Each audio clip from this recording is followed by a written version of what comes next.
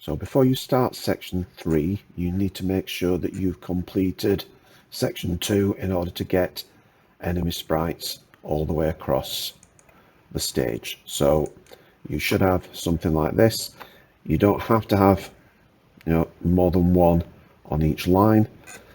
We want the green lines to be safe places, although I have put one slow moving enemy on this one, and then we leave the top one blank. So make sure that you got to that stage first.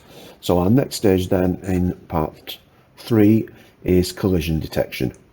So go to your first enemy sprite, and we're going to build this program. So let's just zoom that in so we can see it clearly. When the flag's clicked, we're going to need a forever if. So we put the forever and then an if then.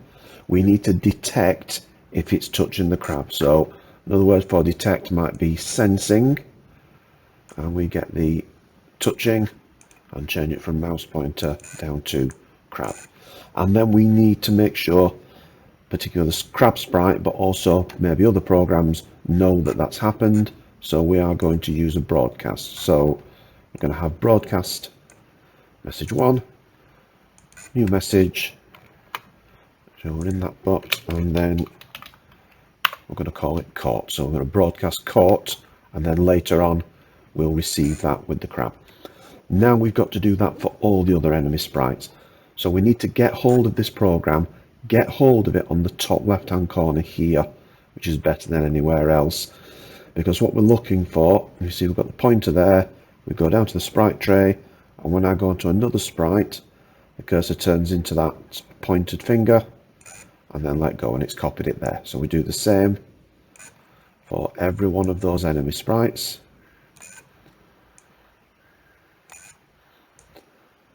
And then once we've done that, let's go through and check that it's actually appeared on each of those enemy sprites.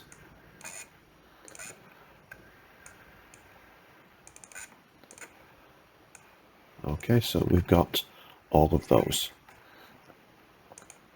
So build it first of all on your first sprite, then we're duplicating to all the others, and then do not forget to save as Crabber 3.